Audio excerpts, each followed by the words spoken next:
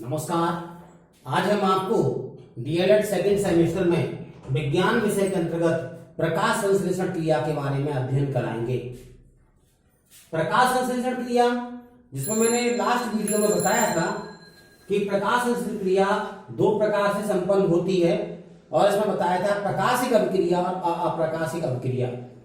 प्रकाशिक अभिक्रिया में मैंने आपको बताया था कि रॉ मटेरियल के रूप में कार्बन डाइऑक्साइड, जल और सूर्य के प्रकाश की उपस्थिति में पर्णहरण के साथ क्रिया करके ग्लूकोज और ऑक्सीजन बनती है, यानी ऑक्सीजन गैस रिलीज होती है। साथ ही साथ मैंने इसमें बताया था कि प्रकाशिक अभिक्रिया हेल के द्वारा बताई गई थी कि हेल ने इसके बारे में, वैज्ञानिक ने बताया था कि प्रकाशिक अभिक्रिया के लिए प्रकाश की आवश्यकता पड़ती है, सूर्य के प्रकाश की उपस्थिति में ही यह संपन्न होती है, ये बताया उन्होंने। दूसरी अभिक्रिया के बारे में बात कर रहे हैं, अप्रकाशिक अभिक्रिया, जो 20 सेकंड पार्ट है जिसके बारे में मैं चर्चा करने जा रहा हूं। अप्रकाशिक अभिक्रिया, इस अप्रकाशिक अभिक्रिया के लिए, इसके लिए सूर्य के प्रकाश की आवश्यकता नहीं होती। इसमें इसके बारे में सर्वप्रथम ब्लैकमैन ने अवगत कराया था कि ब्लैकमैन ने बताया कि सूर्य के प्रकाश की अनुपस्थिति में भी भोजन पेड़ पौधे बना सकते हैं। प्रकाशिक अभिक्रिया के बारे में मैंने एक क्वेश्चन बताया था कि इंपॉर्टेंट क्वेश्चन है, कई बार टेट के एग्जाम में पूछा गया, कई बार मैंने यूनिट एग्जाम में भी आपसे पूछा है कि प्रकाशिक अभिक्रियाएं कहां पर संपन्न होती हैं। तो आप कह सकते हैं प्रकाशिक अभिक्रियाएं ग्रेना में संपन्न होती हैं, यानी ग्रेना सूर्य के प्रकाश को अवशोषित करके उत्तेजित हो जाता है, यानी ऊर्जा को अवशोषित कर लेता है और पर्णहरण के साथ क्रिया करके भोजन बनाने की बनाता है। अप्रकाशिक अभिक्रियाओं में जो क्रिया जो होती है वो स्ट्रोमा के अंदर होती है। स्ट्रोमा, अंतर समझते जाना प्रकाशिक और अप्रकाशिक अभिक्रिया के अंदर। प्रकाशिक अप्रकाशिक क्रिया में स्ट्रोमा के अंदर संपन्न होती है और इसमें भी प्रकाश की अनुपस्थिति में संपन्न होगी। इसमें ये 3 चरणों में पूरी होती है, ABC। पहला चरण है फॉस्फोग्लिसरिक अम्ल का निर्माण। इसमें सबसे पहले में फॉस्फोग्लिसरिक अम्ल का निर्माण होता है। इसमें CO2 पत्तियों के रंध्रों द्वारा भीतर पहुंचती है। CO2 उसमें भी रंध्रों के द्वारा पहुंच रही थी, ठीक है। और कोशिकाओं में उपस्थित RDP यानी रिबोल्यूज डाइफॉस्फेट, रिबोल्यूज डाइफॉस्फेट से संयोग करके फॉस्फोग्लिसरिक अम्ल का निर्माण करती है। फॉस्फोग्लिसरिक अम्ल की बात करें तो इसमें क्या होता है, CO2 पत्तियों के रंध्रों के द्वारा स्टोमा के अंदर पहुंच जाती है, सपोज करके चले, और वहां पर कोशिकाओं में उपस्थित RDP यानी रिबोलाइज्ड डाइफॉस्फेट से संयोग करके यानी जुड़ करके फॉस्फोग्लिसरिक अम्ल का निर्माण करती है। इसको मैंने लिखा CO2 प्लस RDP, रिबोलाइज्ड डाइफॉस्फेट यानी फॉस्फोग्लिसरिक अम्ल का निर्माण करते हैं। अब इससे मैं आगे बताने की कोशिश कर रहा हूं। उस दिन तकनीकी प्रॉब्लम की वजह से मैं आपको ये पूरी प्रक्रिया आपको नहीं दिखा पाया, बहुत छोटे छोटे भागों में वीडियो बना था। उम्मीद करता हूं कि आज आपको इसके प्रयोग और इसके सबके बारे में बताऊं मैं। आगे देखें, अगली जो अभिक्रिया होती है उसके बारे में बताने जा रहा हूं, इसका सेकंड पार्ट है। मैंने बताया कि अप्रकाशिक अभिक्रिया 3 भागों में पूरी होती है। पहला मैंने बताया फॉस्फोग्लिसरिक अम्ल का निर्माण, यानी फॉस्फोग्लिसरिक अम्ल कार्बन डाइऑक्साइड गैस के साथ क्रिया रंध्रों के साथ पहुंचती है और वहां पर RDP के साथ संयोग करके फॉस्फोग्लिसरिक अम्ल का निर्माण करती है। सेकंड पार्ट बताने जा रहा हूं, फॉस्फोग्लिसरैल्डिहाइड। फॉस्फोग्लिसरैल्डिहाइड सेकंड पार्ट है, फॉस्फोग्लिसरैल्डिहाइड।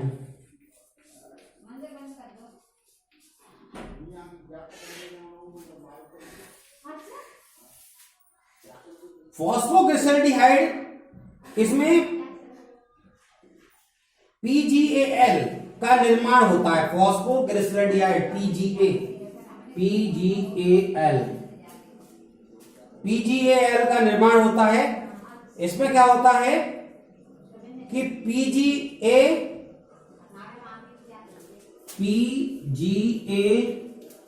प्लस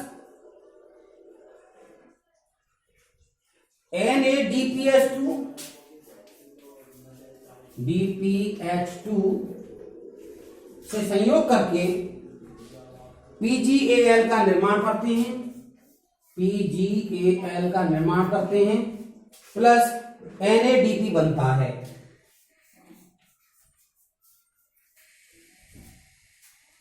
NADP बनता है।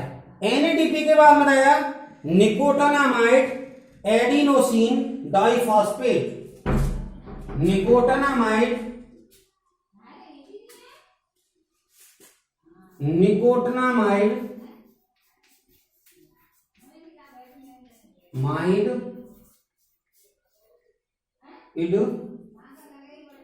एडिनोसिन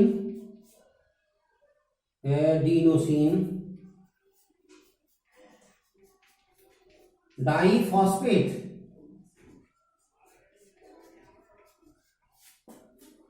पीजीए को कहते हैं फास्फोग्लिसरिक अम्ल, पीजीए फास्फोग्लिसरिक अम्ल। NADPH2 यहां पर हाइड्रोजन जुड़ जाता है तो इसको कहते हैं निकोटानामाइड, इसका पूरा नाम हो जाएगा nicotinamide, N for nicotinamide, A for adenosine,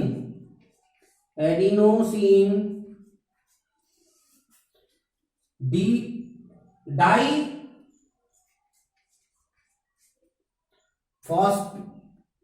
phosphate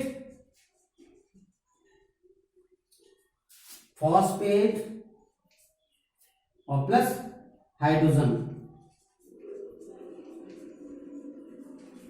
इसको हम फॉस्फोग्लिसराइड अम्ल का बनना भी कहते हैं, PGAL, फॉस्फोग्लिसरैल्डिहाइड।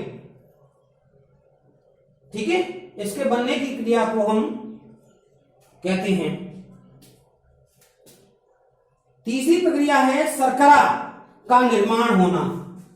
शर्करा यानी फोटोसिंथेसिस क्रिया में, प्रकाशीय क्रिया में भी शर्करा का निर्माण हुआ था, ऑक्सीजन रिलीज हुई थी। इस प्रक्रिया में भी शर्करा बनती है, यानी शर्करा यानी मंड, यानी C6H12O6 का निर्माण होता है।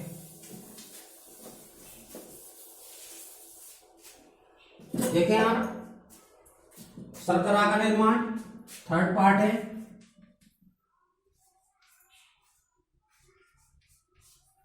का निर्माण शर्करा यानी C6H12O6, इसका निर्माण के बारे में बात करेंगे। ये अप्रकाशिक अभिक्रिया का इस पार्ट है, ये अप्रकाशिक अभिक्रिया का ही पार्ट है। देखें तो इसमें कार्बन डाइऑक्साइड गैस के 6 अणु यानी CO2 के 6 अणु RDP के अणुओं से मिलकर के, RDP रिबोलाइज डाइफॉस्फेट के अणुओं से मिलकर के 12 PGAL का निर्माण करते हैं, 12 PGAL का निर्माण करते हैं, फास्फोग्लिसरैल्डिहाइड का निर्माण करते हैं। साथ ही साथ इसमें PGAL के 10 अणु, फिर सेकंड प्रक्रिया में PGAL के 10 अणु, PGAL के 10 अणु RDP का फिर पुनः निर्माण कर देते हैं, RDP का पुनः निर्माण कर देते हैं।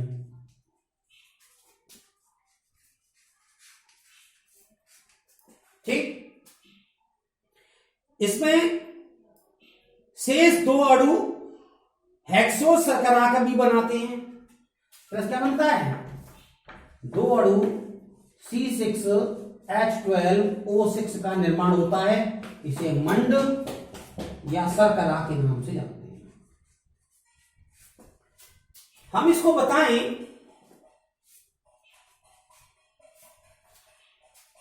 शर्करा के निर्माण की बात करें तो कार्बन डाइऑक्साइड गैस के 6 अणु आरडीपी के साथ क्रिया करके, आरडीपी रिबोलाइज्ड डाइफॉस्फेट, इसके साथ क्रिया करके 12 भाग पीजीएल का निर्माण करते हैं, यानी फास्फोग्लिसरैल्डिहाइड का निर्माण करते हैं। फिर ये 10 अणु 10 पीजीएल संयोग करके आरडीपी का निर्माण करते हैं और 2 भाग शर्करा का निर्माण करते हैं। यह प्रक्रिया शर्करा का निर्माण कहलाती है। इस प्रकार हेक्सोस शर्करा के अणु संघनित होकर के माल्टोज बनाते हैं। हेक्सोस शर्करा के अणु, हेक्सोस शर्करा, हेक्सोस मतलब जब कार्बन के अणु 6 होते हैं तो हेक्स बोलते हैं, 7 होते हैं तो सेप्ट बोलते हैं, यानी एक को हम मोनो या मैथ बोलते हैं, 2 को डाई बाई या हम कहते हैं एथे बोलते हैं, 3 को प्रोप, 4 कार्बन हो तो ब्यूट, 5 कार्बन हो तो पेंट, 6 कार्बन हो तो हेक्स। तो अभी हम बात कर रहे हैं कि हेक्सोस शर्करा, यानी शर्करा के 6 अणु क्रिया करके अणु संघनित होकर के माल्टोज बनाते हैं। संघनित होकर क्या बनाते हैं, माल्टोज। माल्टोज एज ए शर्करा, मंड, और माल्टे जो संघनित होकर के मंड का निर्माण करता है। और ये क्या होता है, संघनित होकर के, ये फिर संघनित होकर के मंड बनाते हैं। और मंड ही क्या है, पौधों का भोजन। मंड ही पौधों का भोजन कहलाता है। इस प्रकार आज मैंने आपको प्रकाशिक और अप्रकाशिक अभिक्रियाओं के संपन्न होने के बारे में जानकारी दी। यहां पर यह प्रकाशिक अभिक्रिया संपन्न होती है। अब मैं इनसे रिलेटेड कुछ प्रयोगों के बारे में आपको अध्ययन कराऊंगा। देखें, आ जाओ पूछ लो ना।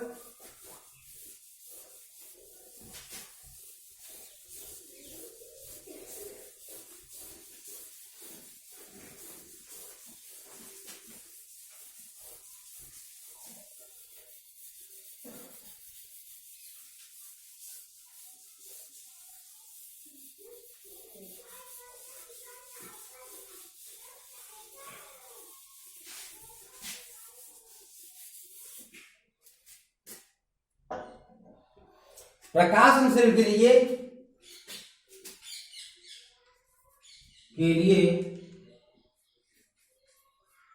प्रकाश की आवश्यकता,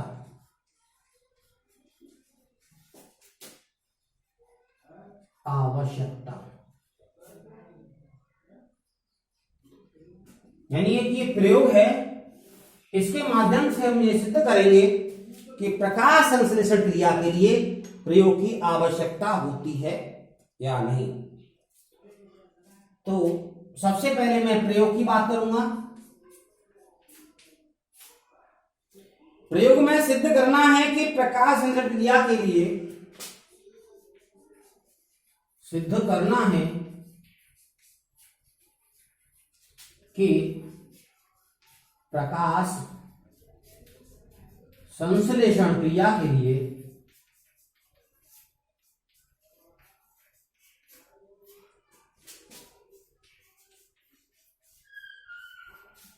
प्रकाश की, यानी कौन सा, सूर्य का आवश्यकता होती है।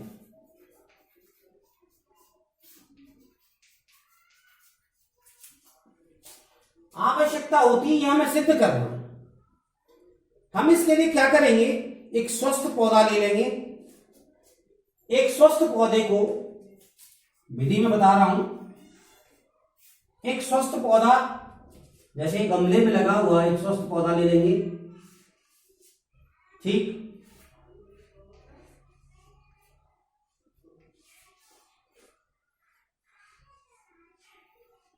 ये एक स्वस्थ पौधा है।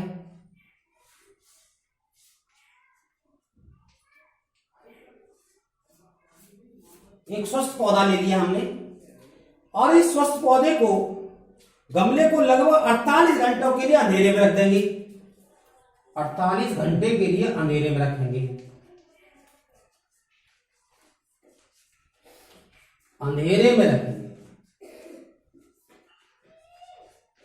क्योंकि हमें जब प्रकाश की आवश्यकता होती है या नहीं इसको सिद्ध करना है तो हम क्या करेंगे, इसको अंधेरे में सबसे पहले रख देंगे, ठीक है। अंधेरे में रख देंगे और 48 घंटे अंधेरे में रखने के बाद अब क्या करेंगे, इसकी एक पत्ती पर, जो ये पत्ती है, मान के चलो ये पत्ती है, ठीक। और इस पर क्या करेंगे, एक काला टेप लगा देंगे, ये ब्लैक टेप, और ब्लैक टेप लगा करके रख देंगे इसको 48 घंटे रखने के पश्चात। एक पत्ती को आंशिक रूप से काले कागज में दोनों ओर से ढक देंगे, पत्ती को दोनों ओर से ढक देंगे। मान लो ये पत्ती है तो इसको हमने दोनों तरफ से काले टेप से या काले कागज से या पॉलीथीन से हमने दोनों चारों ओर से ढक दिया, और फिर इसे 8 घंटे के लिए सूर्य के प्रकाश में रख देंगे। फिर 8 घंटे के लिए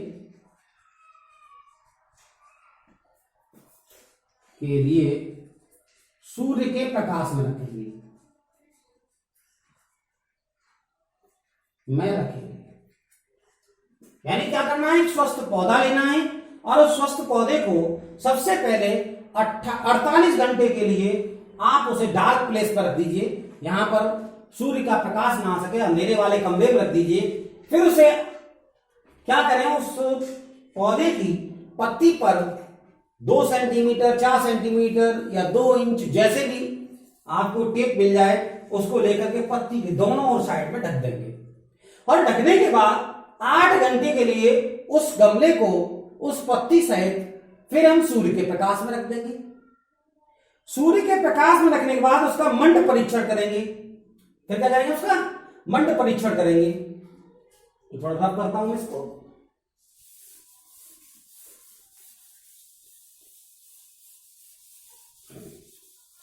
मंड परीक्षण करने के लिए क्या करेंगे कि पत्ती को तोड़ करके अल्कोहल में उबालें और आयोडीन से विलयन कर दें। ये पट्टी है, इस पर डाल दें,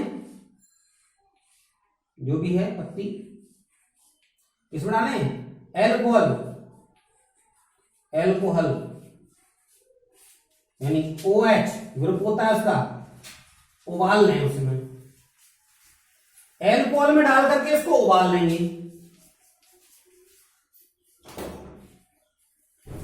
उबाल लेंगे। उबालने के बाद इस पत्ती को निकालेंगे और निकाल करके फिर इसमें, इस पत्ती में एक कांच गिलास में रख करके इस पत्ती को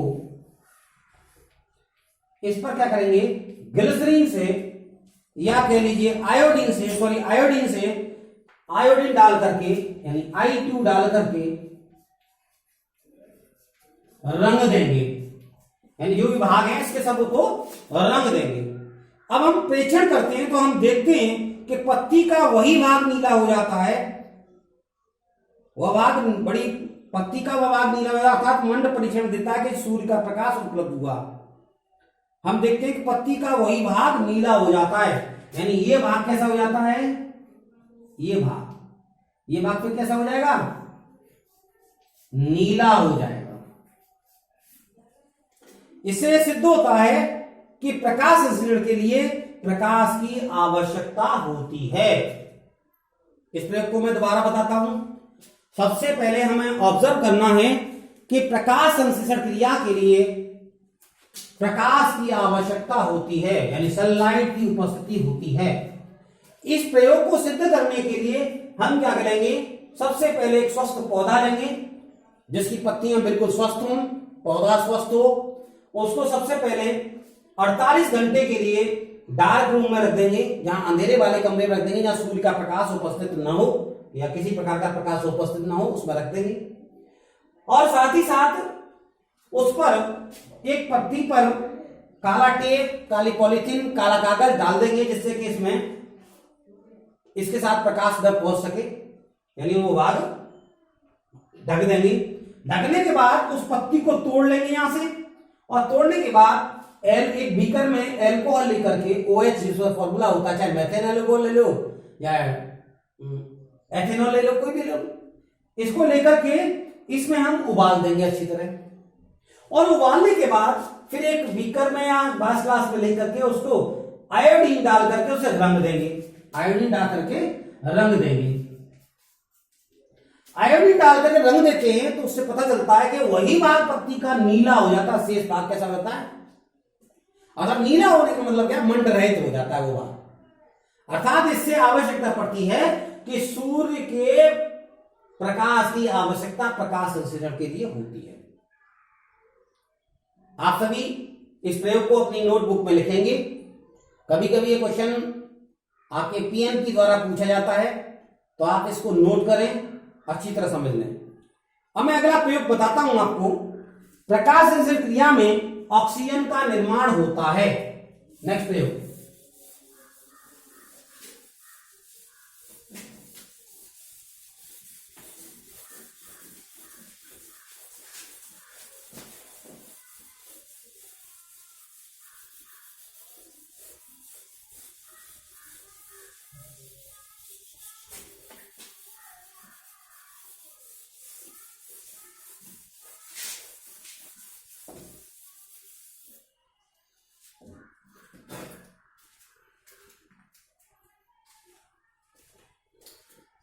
क्रिया में O2 निकलती है।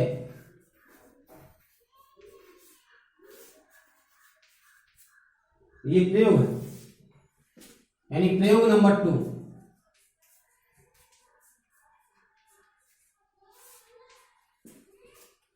क्या करेंगे आप, इसके लिए भी सिद्ध करना है कि प्रकाश संश्लेषण क्रिया में सिद्ध करना है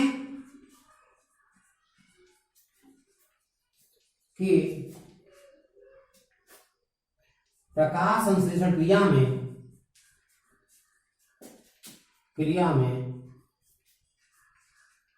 O2 निकलती है। मैं चिन्ह के द्वारा बता दे रहा हूं, निकलने को हम ऐसे कहते हैं, ठीक। इसके लिए भी विधि देखें, विधि बहुत ही आसान है। इसके लिए क्या करें, सबसे पहले एक बड़ा बीकर लें,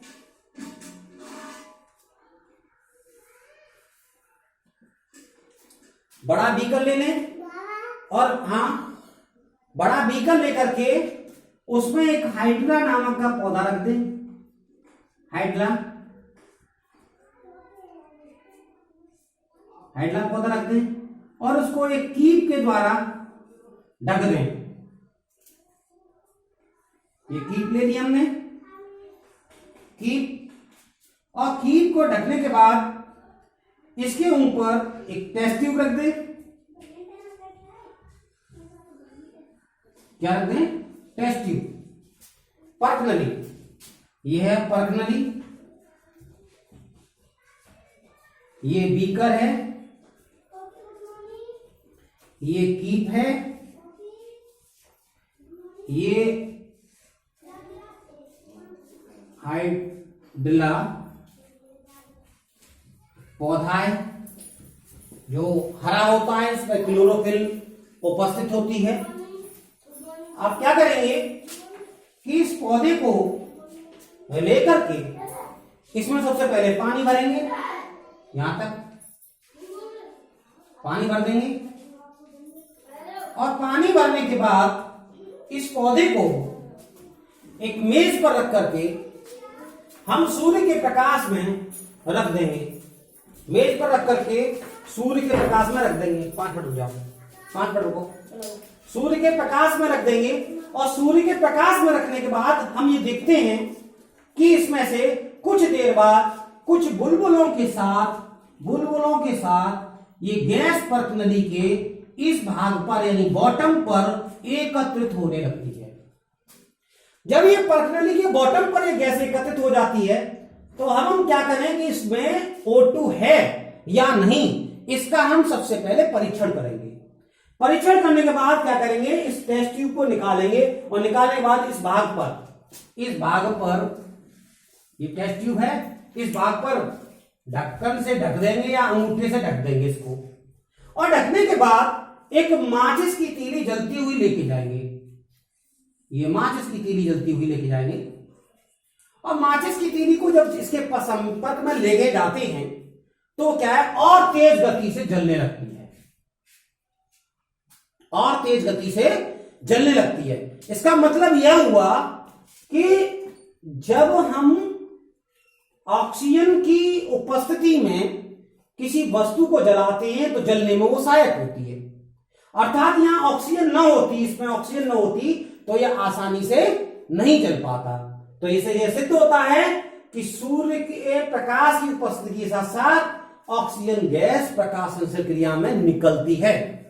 इसी को मैं बताना चाह रहा हूं। सिद्ध कर, एक बीकर में हाइड्रा की हरी पत्तियां डालकर इन्हें फनल से ढक दिए जाते हैं, बीकर पानी भर दिया जाता है, फनल के ऊपरी भाग में भारी प्रणाली उल्टी रख दी जाती है, उपकरण को उल्टा रखकर धूप में रख देते हैं। कुछ समय बाद प्रणाली में गैस इकट्ठी होने लगती है, इसको जलती हुई तीली ले जाते हैं तो सिद्ध होता है कि सूर्य के प्रकाश की आवश्यकता के साथ साथ O2 की भी आवश्यकता होती है। आज हमने आपको इस विज्ञान विषय के अंतर्गत प्रकाश संश्लेषण क्रिया की अप्रकाशिक अवक्रिया और प्रयोग के माध्यम से, 2 प्रयोगों के माध्यम से बताया कि सूर्य के प्रकाश की आवश्यकता होती है और O2 की आवश्यकता होती है, इसके बारे में बताया। आज के लिए इतना ही, धन्यवाद। कल हम फिर एक नई वीडियो के साथ मिलेंगे, तब तक के लिए सभी को धन्यवाद।